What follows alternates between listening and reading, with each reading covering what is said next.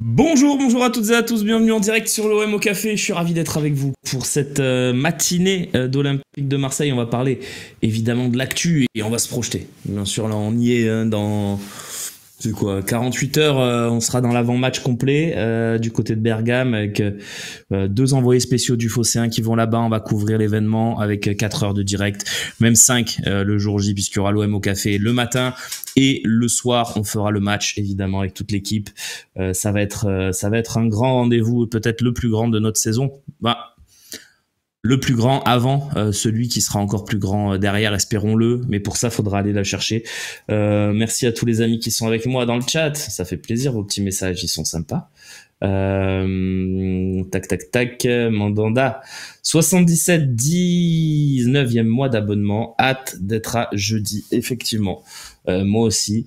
Je remercie également Don Pablo pour son 20e mois d'abonnement. Merci les copains. Hein. Tous les soutiens sont bons à prendre, que ce soit ici via des Prime que vous pouvez évidemment utiliser dans votre abonnement Amazon Prime.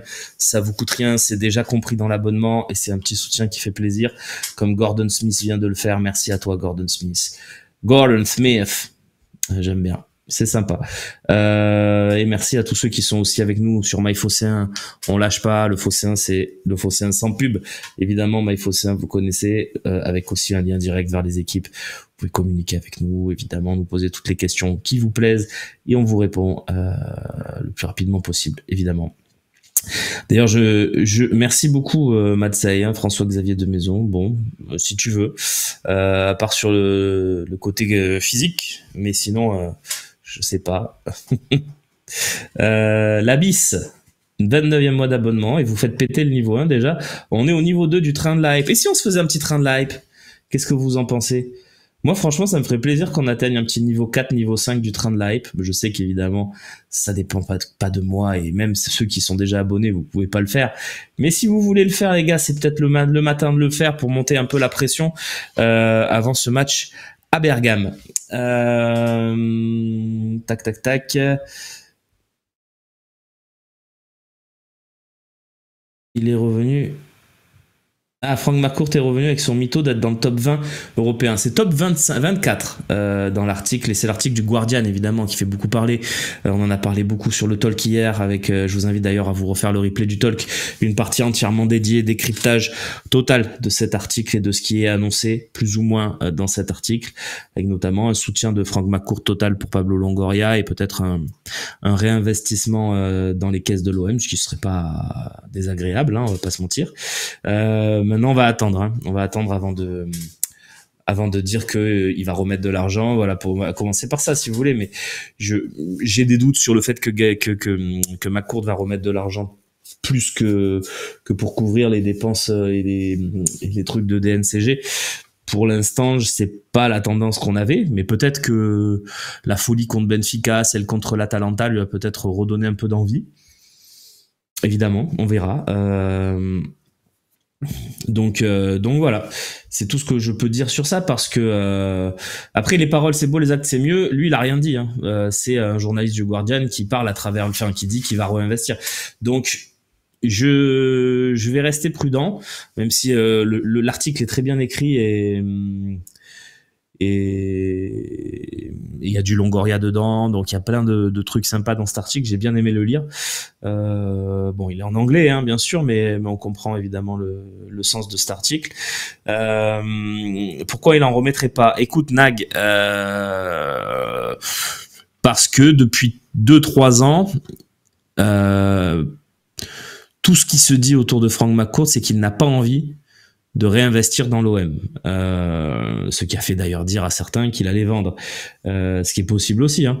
Mais les dernières tendances, c'était qu'il réinvestissait pas, que l'OM devait devenir autosuffisant, etc. Donc c'est pour ça que je doute un peu. Mais si jamais il réinvestit un tout petit peu, ça fait plaisir et il n'y a pas de problème, hein. Donc peut-être qu'il a trouvé des investisseurs aussi, effectivement, GG. Je te vois venir, mais c'est pas forcément les investisseurs auxquels tout le monde pense. puisque McCourt est aussi bien entouré aux États-Unis, donc c'est pas impossible qu'il y ait quelques petits investisseurs qui rentrent dans le capital pour faire grossir l'OM, tout simplement, ça serait super.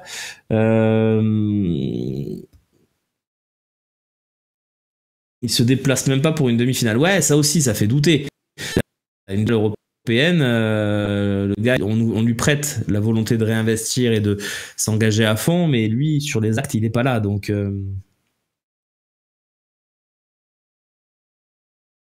Okami Cage. Pour l'instant, il n'y a rien qui a été dit. C'est encore une fois, c'est un article du Guardian qu'on a monté un peu en épingle.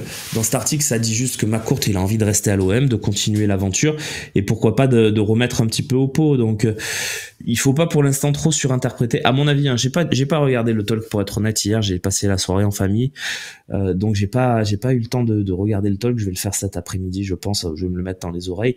Mais moi, ma lecture, c'est qu'il faut un peu raison garder.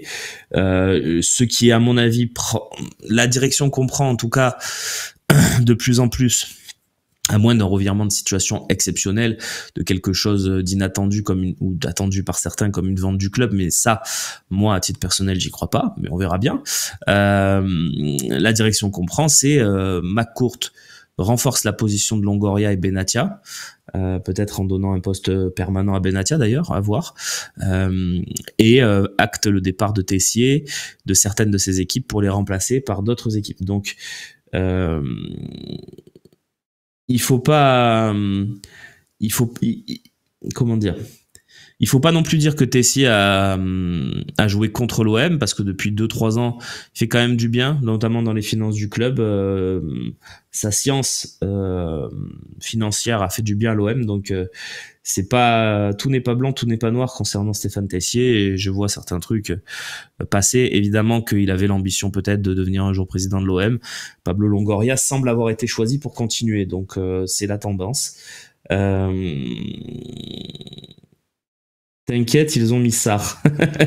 Tu peux regarder le talk tranquille. Encore heureux qu'ils ont mis Sarr. Je vois pas qui d'autre. C'est ridicule cette envie de voir McCourt au match. Non, c'est pas ridicule, Nag. C'est le propriétaire de l'Olympique de Marseille. On demande pas qu'il soit là à tous les matchs. On sait qu'il a un emploi du temps très chargé, avec notamment son nouveau projet de Liberty qui vise à protéger les données personnelles des utilisateurs sur Internet. D'ailleurs, bravo à lui, c'est un beau projet. Non, moi, je trouve pas ça abusé. Dire, tu peux, en tant que propriétaire de l'OM, venir assister à 2 matchs par saison, notamment les derniers moments de la Coupe d'Europe. Donc moi, je suis un peu étonné par ça quand même. Just Rummer, merci beaucoup pour ton 14e mois d'abonnement, 4 mois consécutifs, ça fait plaisir, un petit prime qui tombe comme ça. Tu penses que Tessier sera remplacé? Oui, Alfredo, c'est obligatoire. Fonseca en pole selon Foot Mercato pour succéder à Gasset la saison prochaine. Que vaut cette information selon toi, Romain? Alors Charlie, je vais faire un petit point Fonseca. Allez. Parce que j'ai quelques billes sur Fonseca. Et après on parlera un peu du match si vous voulez. Pourquoi autant de hype? C'est Ocrestin qui nous dit ça. Pourquoi autant de hype sur Fonseca? Je comprends pas. Tu m'expliques s'il te plaît. Alors Fonseca, c'est un entraîneur qui a de la hype, et tu as raison, qui est peut-être un peu exagéré, parce que malgré tout, je trouve que depuis notamment la saison dernière, son équipe jouait très bien, très très bien au ballon. Donc moi personnellement, Fonseca, j'aime bien. Il a une hype parce que coach portugais, on sait que c'est très à la mode depuis plusieurs saisons, même si ça redescend un peu avec la fin du cycle Mourinho-Villas-Boas notamment. Mais il y a une nouvelle génération de coachs portugais qui arrive et qui va peut-être faire mal avec Fonseca et Amorim et Conceição du Sporting et du Porto. Voilà, donc il y a une petite... Moi personnellement, tu vois, Zofko qui me dit je préfère Sarri. Non, moi je préfère Fonseca, c'est plus fiable. Sarri, c'est un peu un coach à la Bielsa, alors comprenez ce que je veux dire. Évidemment, c'est très bien les coachs à la Bielsa. Bielsa, Sampaoli, Sarri, c'est des mecs un peu fous, qui sont capables de faire des dingueries, mais qui font bien jouer leurs équipes, mais qui sur le long terme Moi, j'aimerais bien un coach pour 2-3 ans, tu vois. Donc c'est vrai que Sarri, j'y crois pas du tout pour le long terme. Est-ce qu'il parle français, Fonseca? J'avoue, je sais pas trop. Je pense qu'un peu, bien sûr, après 2 ans à Lille, on verra bien, mais il parlera peut-être pas français au conf, mais...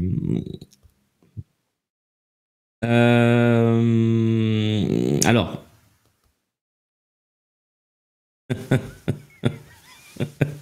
Luciano Guidi Sarri pourrait aller acheter ses clopes 5 euros à Gèze ou à Noailles, il se sentirait bien à Marseille. J'aime bien ton message. Alors le truc, c'est qu'il peut les acheter à 5 euros en Italie déjà. Mais bon, au moins il serait pas dépaysé. Donc voilà, Fonseca, petite hype évidemment. Et ce qu'on vous, alors Fonseca, il faut quand même savoir. On nous dit souvent le fausséen, vous n'avez pas d'infos, nanana. Fonseca, on a été les premiers à vous en parler. C'était le 2 juin 2023. On vous en a parlé sur le site de Fonseca. On vous en a parlé aussi dans les émissions. Et on en parlait en disant c'est le moment crucial pour Longoria. Il doit enfin choisir un très bon coach. Et selon nos infos, l'OM est séduit totalement par Fonseca, etc. Il s'est passé plusieurs jours et après, on a appris que l'OM allait rentrer en négociation avec Lille, avec Fonseca pour essayer de le faire venir. Ça n'a pas marché. Il y a eu Gallardo, évidemment. Et puis est arrivé Marcelino. Donc, Fonseca, pardon, Fonseca, c'est une sorte de premier choix pour Pablo Longoria. Longoria, il y a quelques coachs français entre guillemets qu'il aime beaucoup. Longoria, il aime beaucoup. Enfin, Longoria, quand je dis Longoria, c'est les dirigeants marseillais en général. Hein. Mais Fonseca, donc parle très bien français. Voilà, merci. J'avais pas la précision. J'avais pas souvenir d'une conférence de presse de Fonseca, à vrai dire. Donc c'est pour ça. Donc pourquoi ferait-on de Fonseca un génie? Non, mais on n'en fait pas un génie, on en fait un bon coach. Voilà, on peut pas recruter les génies, les 4-5 génies du coaching, ils sont pas chez nous, hein, les gars. Hein, les deux Herbie, les mecs ultra forts comme ça, les grosses hype, ils seront pas chez nous. Klopp, il va pas revenir chez nous. Enfin voilà. Donc, ce qui se passe, c'est qu'il y a quelques coachs qui sont dans la tête de Longoria et de ses équipes. Fonseca, évidemment. Francaise aussi qui depuis plusieurs saisons commence à vraiment montrer beaucoup de talent et malgré tout je le maintiens, Christophe Galtier qui fait partie des coachs que Longoria aime beaucoup. Le truc c'est que je pense que ça sera pas Galtier parce qu'il a besoin de quelqu'un qui fasse l'unanimité et pour faire l'unanimité les deux noms que j'ai donnés sont pas mal, Fonseca et Hez. Les autres donc qui sont sortis, même Habib Bey ne fait pas l'unanimité. Pourquoi Luciano il fait pas l'unanimité?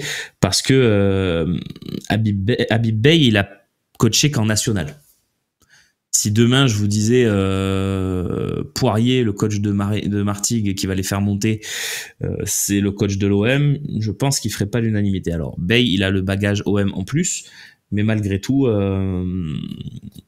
voilà. Ah oui, s'il y a pas de... le truc Bey, les gars, on l'appelle demain, il vient, hein, quel que soit le destin de la fin de saison. Et effectivement, Nico Galtier fait pas l'unanimité chez les supporters. Bon, c'est comme ça. Il y a quelques petits trucs qui ont dérangé et qui restent aussi ancrés dans la tête de certains. Voilà, on sait comment ça se passe. Donc, ça viendra peut-être un jour pour Galtier, mais je pense pas que ça sera le bon moment pour lui. Alors Bey, à mon avis, ça sera pas lui. Hein. Je pense pas qu'Habib Bey sera le coach de l'OM. Je pense que Bey va rejoindre un club intermédiaire, peut-être un club de Ligue 1, par exemple un club comme Reims. Je sais qu'il y a eu quelques contacts pour Habib Bey à Reims. Je pense que c'est ça l'idée, c'est d'aller dans un club comme Reims, comme peut-être pas Nantes parce que Nantes on connaît le contexte pour les entraîneurs, mais voilà. Alors, il faut arrêter de parler d'un retour de Guendouzi. Il n'y en aura pas, les gars. Donc, est-ce que j'en souhaite un ou pas? C'est pas la question, Alfredo. S'il veut revenir, il est le bienvenu, bien sûr. Moi, j'ai pas de problème. Hein. Il a fait des très belles choses. Donc, à mon avis, non. Fonseca, Franquez, Galtier, Bay, lequel ferait les mieux l'affaire? C'est très dur à dire. Mais voilà, en tout cas, ce que je voulais vous dire, voilà, c'est qu'il y a une shortlist, qu'ils avancent sur quelques noms. Concessant, ça serait vraiment un très gros coup, franchement. Bien sûr, t'as raison, David, mais le truc, c'est que Concessant, il a beaucoup de clubs européens dessus, parce qu'il a fait des très belles choses à Porto pendant quelques années, même si cette année, c'est très dur, qu'il va quitter Porto. Donc, Conceição, il est sur le marché, mais je pense que c'est Conceição, ça va être tu vois, un club comme West Ham qui libère son coach. À mon avis, Conceição va foncer sur lui.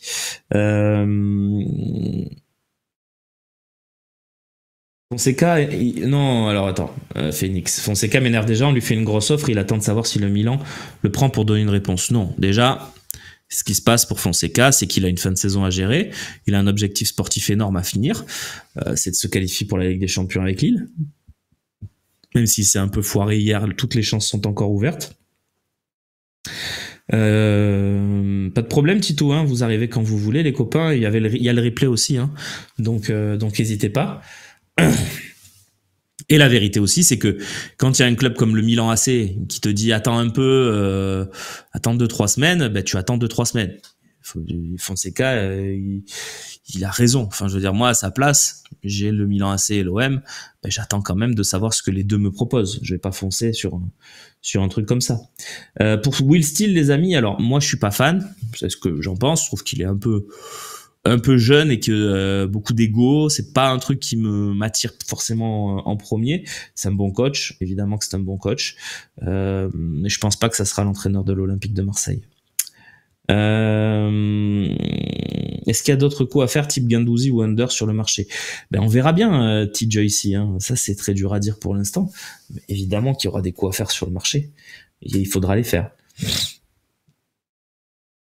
Fonseca s'il vient avec Zegrova. Zegrova il viendra pas à l'OM les gars. Zegrova c'est 30-40 millions maintenant. Il a fait une très grosse saison avec beaucoup de stats. C'est un ailier qui met des buts, qui fait des passes. C'est pas totalement. Je pense pas que Zegrova ça soit accessible.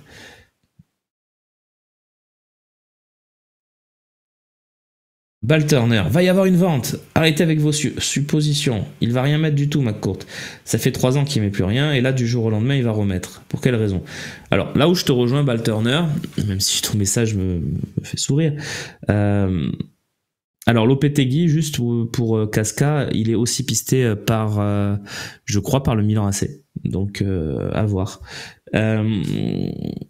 Charlie qui nous dit ça m'étonnerait qu'on aille chercher un coach français. Je suis pas sûr. L'expérience Gasset montre que ça peut être une bonne chose aussi. Donc, et l'effectif a été beaucoup francisé, en tout cas dans l'effectif, ils sont rares ceux qui ne parlent pas français. Je pense qu'il n'y en a pas beaucoup. Hein. Il doit y avoir Joaquin Correa. Et c'est tout. À mon avis, le reste des joueurs de l'effectif parlent français. Hein. Donc, du coup, ça aurait du sens de prendre un français. Mais bon, on verra bien. Ball Turner, du coup, juste... Ce que tu dis là où je suis d'accord, c'est que ça fait 3 ans que 2 ans que McCourt a un peu lâché l'investissement dans l'OM, même si il y a des infrastructures, il y a des trucs qui sont développés, mais c'est aussi crédible qu'il réinvestisse massivement que le club soit vendu, parce que je pense pas qu'il réinvestira massivement, mais je pense pas non plus que le club sera vendu. Je pense que on est dans des effets d'annonce et on verra bien, mais voilà, le club vendu, j'y crois plus trop, Ball Turner, en tout cas pas dans les prochaines semaines, même si il y a évidemment toujours des faisceaux, des petits faits qui font dire tiens c'est bizarre, mais voilà, après chacun son avis évidemment, et puis certains ont des infos, donc on respecte ça, mais voilà, mon avis c'est ça. Ez, il est sous contrat ou pas avec Lens? Oui, je crois, mais après Ez il fait ce qu'il veut. Ez il les a tellement mis bien que il les a mis à l'aise.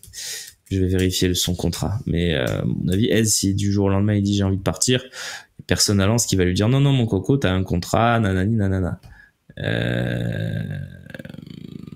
Ah oui, il a un contrat jusqu'en 2027 quand même.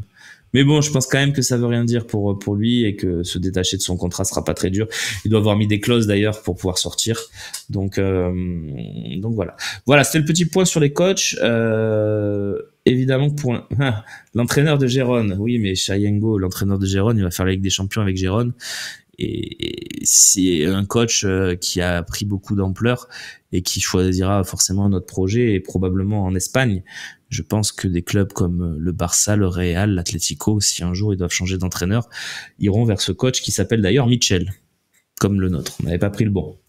Je pense pas que ça soit pour lui. Et je pense pas qu'il faut rêver de grands noms non plus, type coach, Klopp, Hansi Flick, des mecs comme ça. C'est pas pour nous, hein, les gars.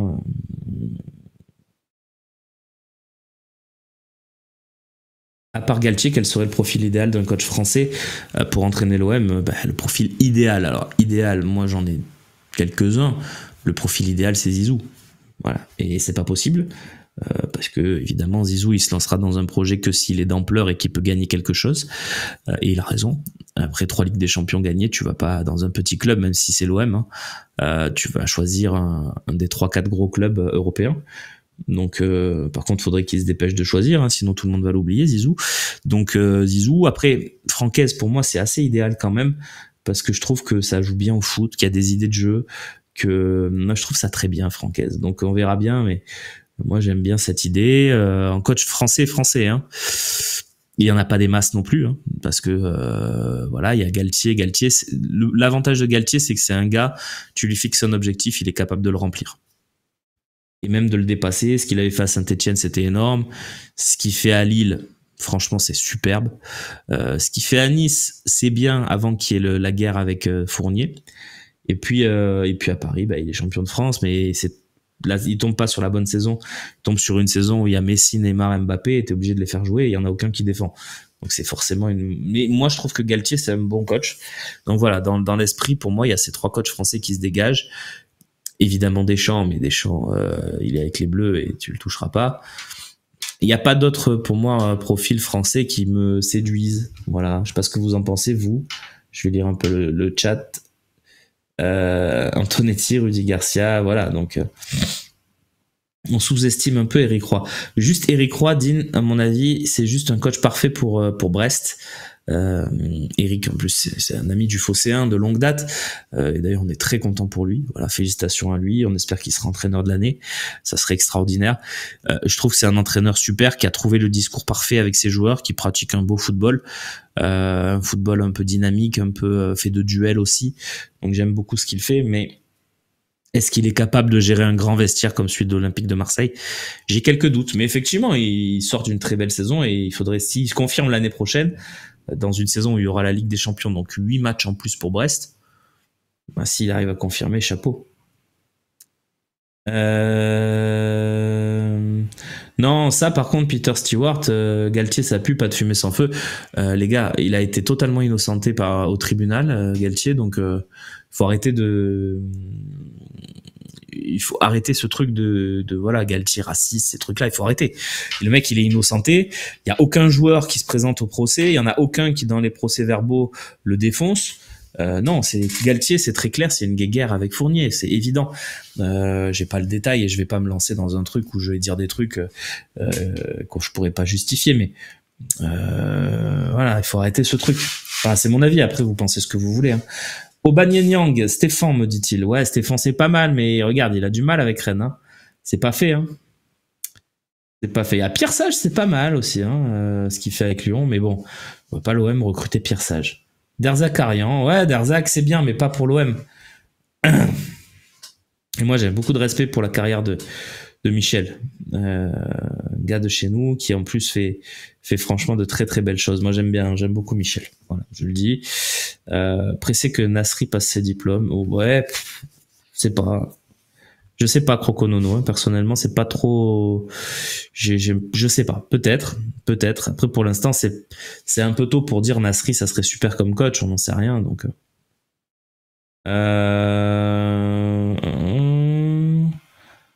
Sait-on combien la CGM a mis comme argent? Non, je ne sais pas. Mais c'est un beau sponsoring, évidemment. C'est mieux que ce que faisait Uber Eats, qui était déjà mieux que ce que faisaient les sponsors précédents. Donc c'est bien, on allait chercher un beau sponsor. Vieira, non, c'est pas mon avis. Je pense qu'il fait pas des trucs extraordinaires. C'est un coach régulier. Bruno Genesio, c'est bien. C'est bien, Bruno Genesio. Il a fait des belles choses, Vanou, effectivement. Il doit être dans la discussion, en tout cas. Vous avez raison. Voilà. Laurent Blanc, c'est le passé un peu malheureusement pour lui. Voilà, c'était juste pour faire un petit point et voir un peu votre avis là-dessus. Donc, le match, j'ai vu passer une question tout à l'heure, est-ce que Gasset va reconduire son 3-5-2? En tout cas, c'est l'heure des choix, très clairement. Ça va être l'heure de choisir. Là, Gasset, pour une fois, il a le choix.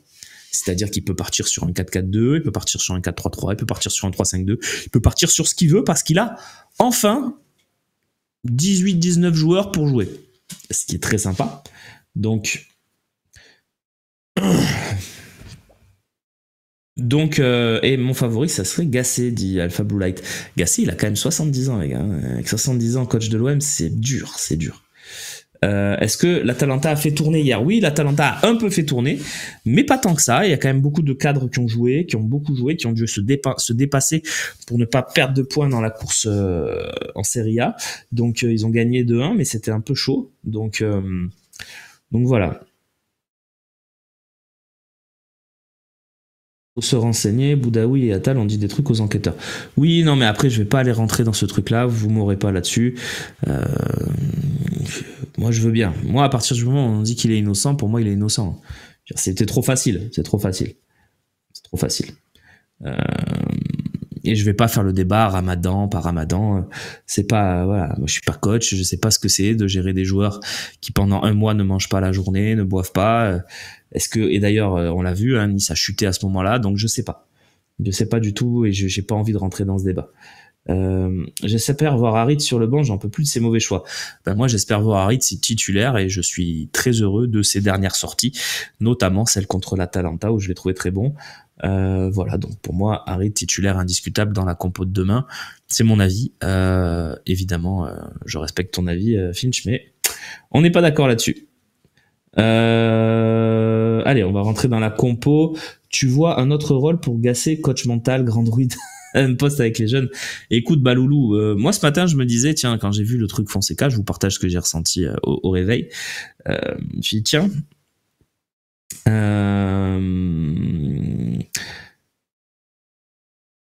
donc, ne le relancez pas avec Harit. Non, ce que je me suis dit sur Gasset, j'ai dit demain, non, jeudi, bien sûr, Sauna, bien sûr. Sur Gasset, moi je me suis dit, tiens, pourquoi on le garderait pas pendant le mois de juillet? C'est tout con, hein. Et le nouvel entraîneur arrive, il a Papy Gasset avec lui qui lui donne les 2-3 combines sur tous les joueurs qu'il connaît. Il lui dit, tiens, le petit Iliman, il est pas mal, mais pour moi, dans l'axe, c'est mieux. Voilà. Donc Pelacius, 26 mois d'abonnement, merci beaucoup. Donc moi je me suis dit, tiens, tu lui fais un petit contrat d'un mois en plus, il reste, il encadre un peu, il donne 2-3 tuyaux, il supervise de loin, et après tu lui dis merci à Jean-Louis. Voilà, une fois que il fait chaud en juillet, déconne pas Romain. Bah, on le met dans une pièce un peu avec la clim, tu vois, on l'installe avec une baie vitrée, je sais qu'il y en a au bord des terrains d'entraînement et ça peut le faire. C'est des courbis en fait. Non, mais en fait j'ai courbis que je décline hein, parce que Gasset ça ressemble un peu. Je suis le seul à préférer Murillo à Gigot dans une défense à 3. T'es pas le seul certainement. Furoncle Benz, très bon pseudo évidemment. Mais pour moi c'est indiscutable que ça sera Gigot. Déjà parce que Murillo stopper gauche non. Voilà, non, clairement pas. Parce que il faut, à mon avis, et c'est mon avis, jouer sur les forces. J'avais sorti une stat il y a quelques semaines sur le trio Mbemba, Gigot, Balerdi. Ces trois gars ensemble, c'est le meilleur trio en termes de réussite et de victoire la saison dernière sous Tudor. C'est mieux que quand il y avait Kolasinac dedans, c'est mieux que quand il y avait Bailly dedans. Voilà. Le meilleur trio qui a le plus de résultats, c'est Gigot, Balerdi, Mbemba, sous Tudor.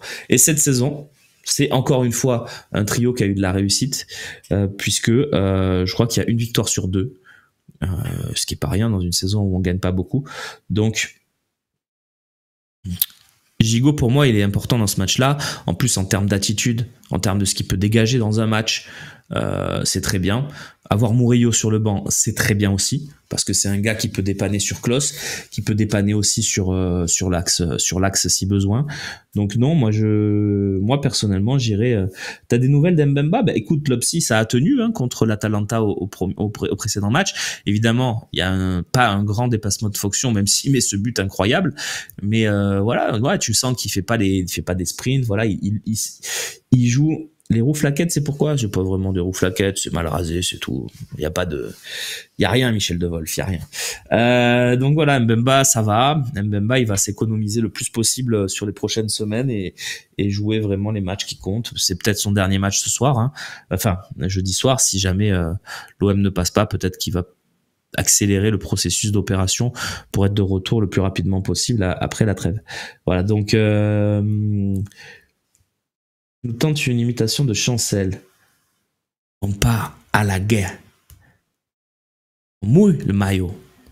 Voilà. J'espère que c'est pour toi, Alfredo. C'est vraiment pour toi. Au duel avec Scamacca, Gigot, ça sera très bien. Ouais, je trouve aussi. Et puis en plus, mais moi, franchement, Gigot, j'ai rien contre. Hein.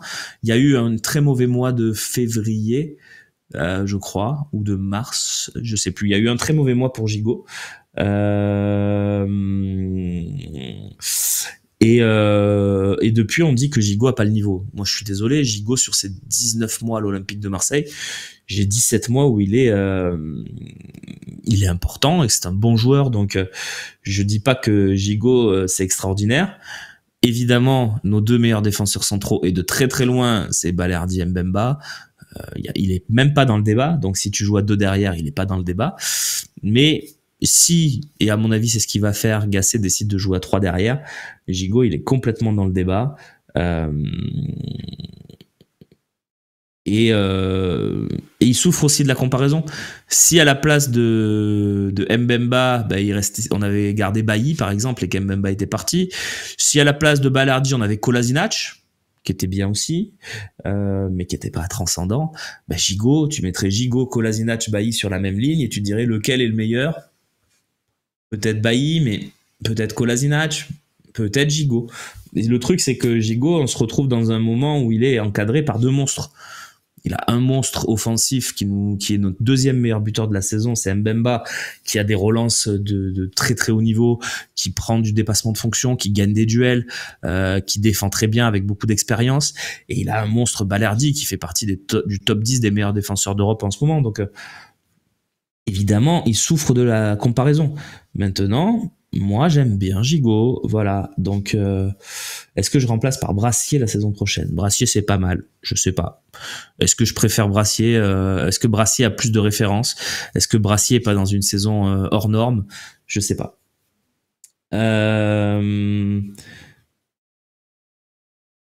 Gigot dans l'axe, ça met Balardi à gauche et c'est mieux pour... J'ai pas vu la suite de ton message. Et c'est mieux pour aider Merlin. En plus, tu as raison, Casca. Donc, à mon avis, pour aider Merlin ou Enrique. Hein, n'écartons pas la possibilité que Luis Enrique soit titulaire jeudi. Donc, à mon avis, la défense, l'équipe, on la connaît. Sauf grosse surprise, l'équipe, on la connaît. Ça va être Lopez... La défense que je vous disais, hein, Gigot dans l'axe et Balerdi à gauche et Mbemba à droite. Klose, piston droit.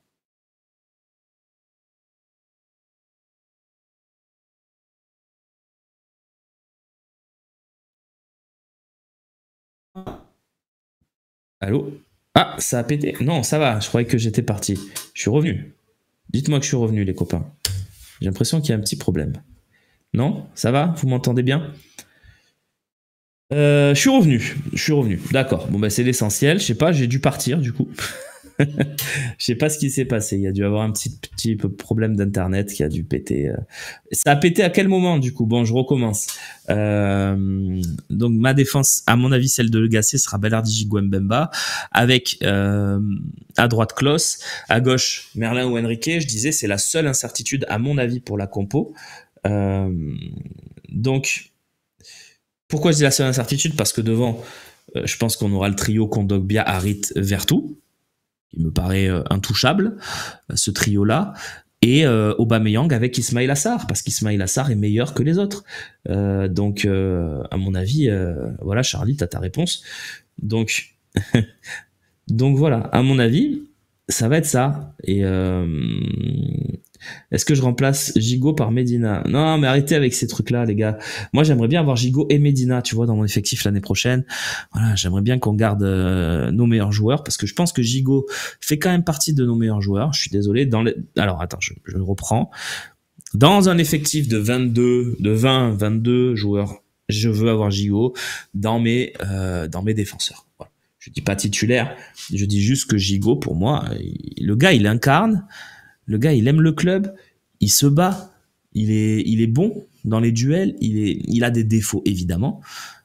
Mais je vous rappelle qu'on n'est que l'Olympique de Marseille, qu'on n'est pas le Real Madrid, donc des joueurs avec des défauts, on en a beaucoup. Donc, à mon avis, il faut garder Gigot tous les jours. Des gars comme Gigot, comme Balerdi, si on pouvait, mais je sais pas si on pourrait le garder, mais des mecs comme ça qui ont... Je le vois trop beau, mais non, Fada, je dis dans un groupe de 22, je t'ai pas dit qu'il était titulaire. Mais tu vois, Dean Corso, Gigot, Medina, Balerdi, Meite, Mbemba, ça fait beaucoup non. Non, si tu joues dans une défense à 3 la saison prochaine, par exemple, si c'est Franquez qui arrive, je trouve que d'avoir ces 5 défenseurs-là, c'est pas trop dans ton effectif. C'est très bien même. Voilà, donc... mais bon, il y aura peut-être un de ceux-là qui va partir, mais voilà, dans l'esprit, j'aimerais bien que ça soit un truc comme ça, notre défense.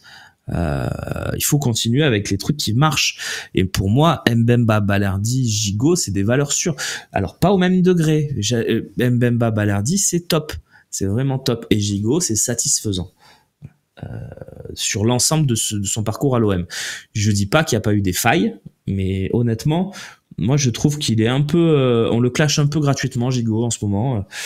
Je sais pas ce que... Tu vois, par exemple, sur le match contre Benfica, je l'ai trouvé très bon. Moi, je l'ai trouvé très bon, Samuel Gigot, contre Benfica.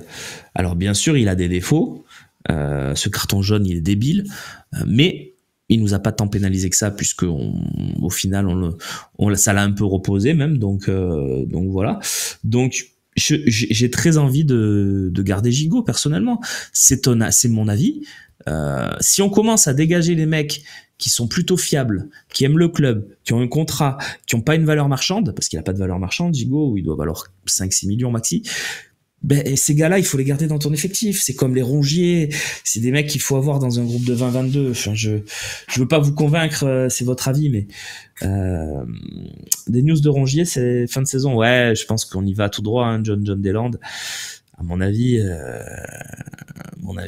on verra pas Rongier cette saison. Ouais, c'est ça, on parle toujours. Alors moi, c'est pas sa qualité principale, hein, Polichette, que je trouve à Gigot. Je trouve que c'est vraiment un bon défenseur. Voilà, pour moi, il a des bonnes qualités. Hein, mais effectivement, on parle toujours de mouiller le maillot à Marseille, et là, on en a un. Ben oui, c'est vrai. Donc oui, je prends Samba, Alfredo. Tu me parles de Brice Samba, oui, je prends. Je crois qu'on se rend pas compte du niveau de nos centraux cette année, on va les regretter.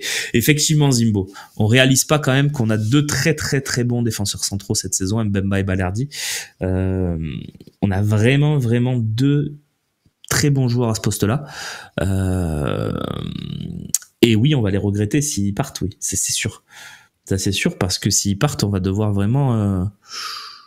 on va devoir trouver mieux, et on trouvera pas mieux déjà, parce que Balerdi, tu trouveras pas mieux que son niveau actuel, c'est impossible.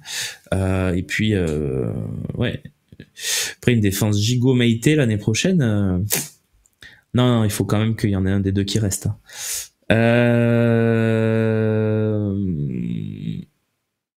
On a tenu toute la saison sur notre défense centrale. Absolument, Alpha Blue Light. Meite, Wesley Fofana. Oui, c'est pas mal, Wesley Fofana. Je vais pas vous dire ça. Le problème, c'est quand même qu'il a des grosses blessures, Wesley Fofana, et récurrentes. Il va jouer 2 mois, il va se blesser 8 mois. Donc c'est pas... Malheureusement pour lui, je suis content qu'il ait une sélection d'équipe de France, parce que j'espère qu'il pourra retrouver ce niveau-là. Balerdi, c'est le moment de le vendre, non? Pour éviter une Thauvin. C'est tout le débat, Kingsley Chanist. C'est tout le débat, parce que si tu vends Balerdi, tu perds en qualité, clairement. Est-ce que quelles sont les valeurs marchandes selon toi? Je finis sur Balerdi.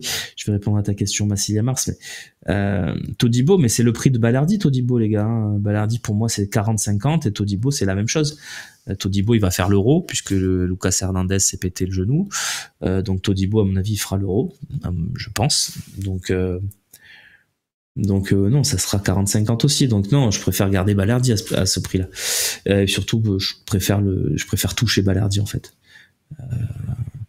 Après, si Balerdi et Mbemba partent, à eux deux, on devrait récupérer 2 gros chèques. Oui, c'est vrai. C'est vrai.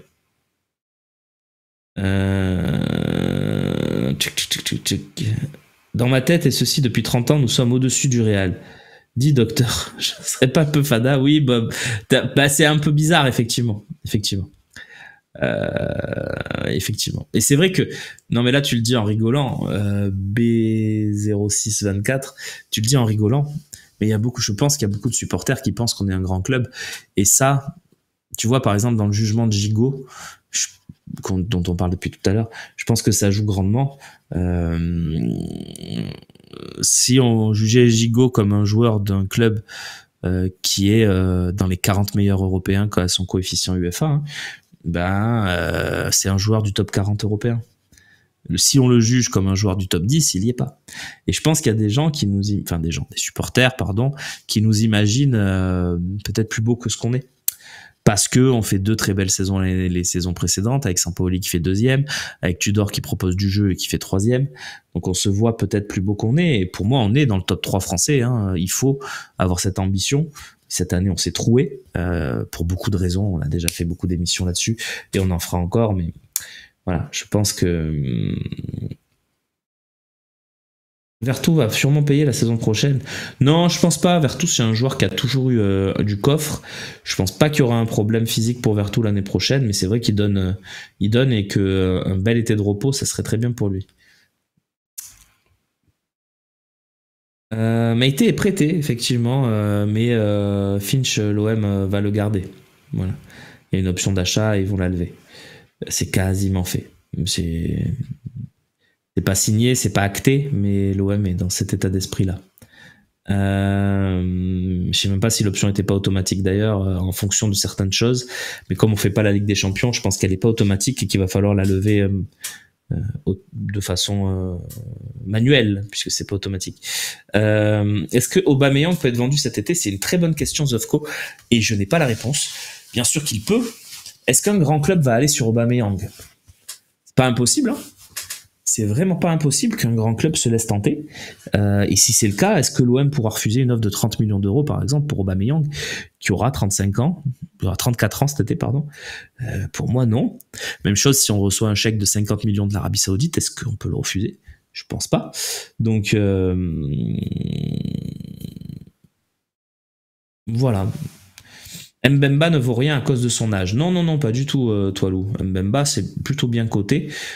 C'est un défenseur qui est dans l'équipe type de la CAN, par exemple, qui fait un parcours jusqu'en demi-finale avec la République démocratique du Congo, a marqué 6 buts cette saison, 7 la saison dernière, 6 buts en Coupe d'Europe. Non, Mbemba, il a une belle cote. Le truc, c'est qu'il n'y aura pas des clubs, à mon avis, de haut standing qui vont venir le chercher. Mais tu vois, si l'Arabie Saoudite se dit tiens, on va faire chancel, ça peut partir très cher. Vitinha va revenir, oui, Kingsley Chanist. 30 millions, il y a quoi comme attaquant? Regarde ce qu'on a fait ces derniers temps. Il y a Vitinha, non mais c'est vrai, c'est des profils comme ça, c'est jeune, talentueux, supposément. Il y a Wai qui est parti dans ces tarifs-là, il y a Balogun, voilà, ça va être dans ces tarifs-là, quoi. Mais ces joueurs-là n'ont pas confirmé cette année, donc c'est dur de confirmer pour un attaquant. Ouais, c'est 15-20 millions Mbemba, je pense. Effectivement, Vanou. Alors, je vais répondre à la question de tout à l'heure. Ouais, Skamaka, ça peut être 30 millions, effectivement. Est-ce que Skamaka, c'est mieux qu'Aubameyang? Je sais pas. Je sais pas.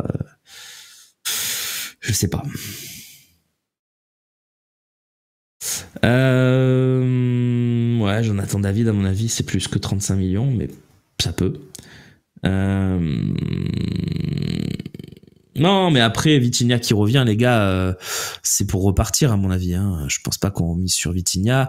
Plus on l'a, notre remplaçant en attaque, en buteur entre guillemets, c'est Mumbagna. Donc je pense pas.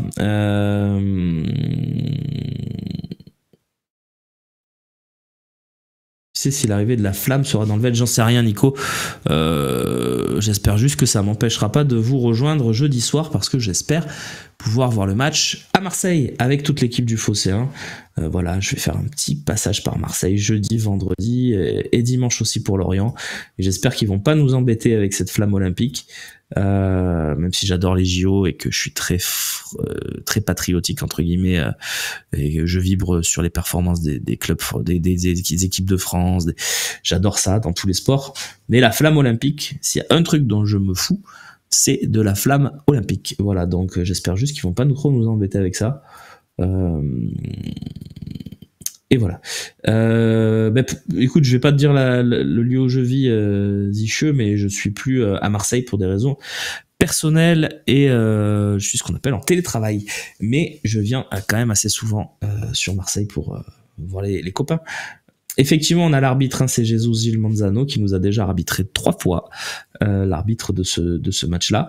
Manzano, et on espère tous que l'option de Correa sera levée, effectivement, Finch, parce que ça voudra dire qu'on sera allé loin en Coupe d'Europe. Voilà, donc qu'est-ce que je disais moi? Oui, alors j'étais sur un ancien truc, excusez-moi, je vais y revenir.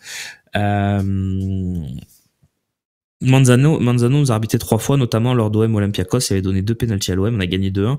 Il nous a arbitré aussi OM Lazio, on perd 1-3 dans la campagne catastrophique 18-19 de Garcia. Et il nous arbitre aussi, quand c'est qu'il nous arbitre Manzano?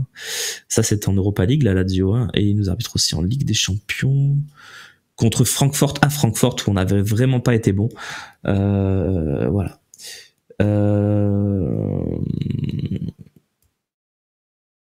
Tac.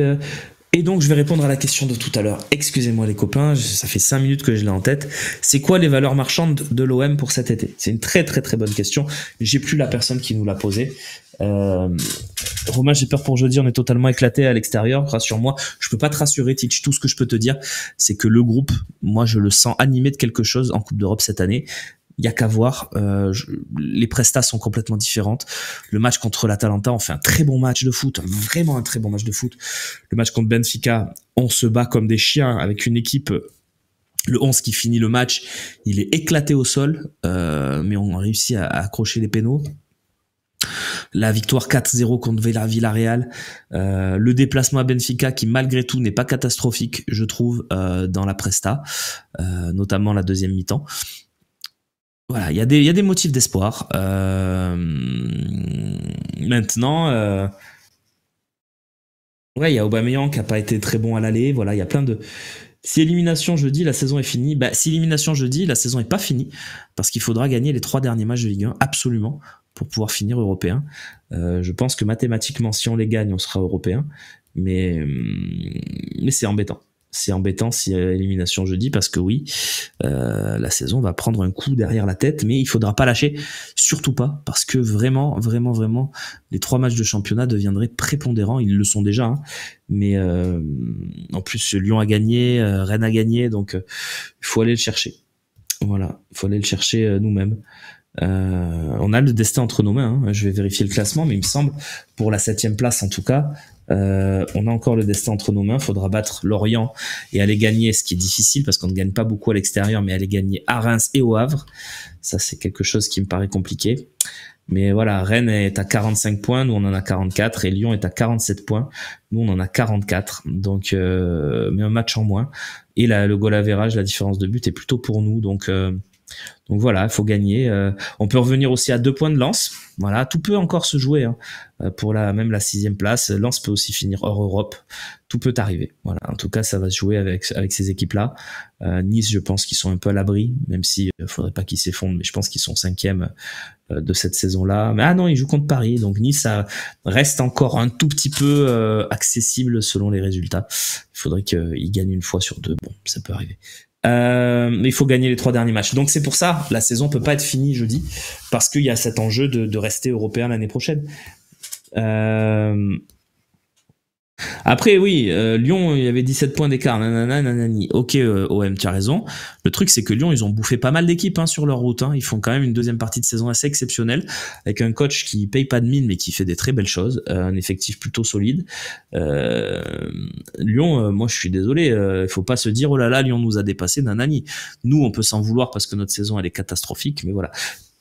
11h50, j'avais même pas vu l'heure, c'est la folie. Je vais juste vous répondre à cette question sur les valeurs marchandes et après je vous laisse, promis. Je vous laisse aller manger, évidemment.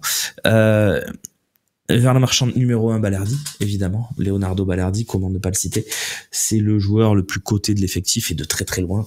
Je pense que c'est un joueur qui peut péter le record de transfert de l'OM de Michy Batshuayi et de Didier Drogba, même si c'est Batshuayi qui l'a officiellement. Donc Balerdi en 1. Clairement. Balerdi, c'est... Et je vais vous donner des valeurs à mon avis, et c'est un avis.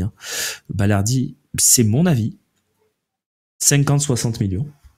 Et je pense que selon le club, c'est 60 millions. Si c'est Manchester United qui tape à la porte, par exemple, ce qui peut arriver vu le niveau catastrophique de leur équipe, s'ils tapent à la porte Manchester, c'est 60 millions. Non négociable.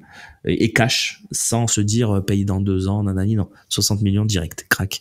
Donc Balerdi, grosse valeur marchande, énorme valeur marchande de l'effectif. Autre valeur marchande, on va prendre les postes par poste. Lopez, pas énorme. Je pense que si on le vend, c'est 7-8 millions, mais pas plus. On monte un peu en grade avec l'effectif. Gigot, je donne pas sa valeur marchande parce que je pense qu'il va rester. Meïté, on va l'acheter, donc je pense pas non plus. On va l'acheter 10 millions, je pense, Meïté. Je crois que c'est ça le tarif qu'il y avait dans l'option. On monte un petit peu. On monte sur le terrain avec Mbemba, on l'a dit tout à l'heure, 15-20 à mon avis, vu son contrat qui a plus qu'1 an notamment, sinon ça serait plus.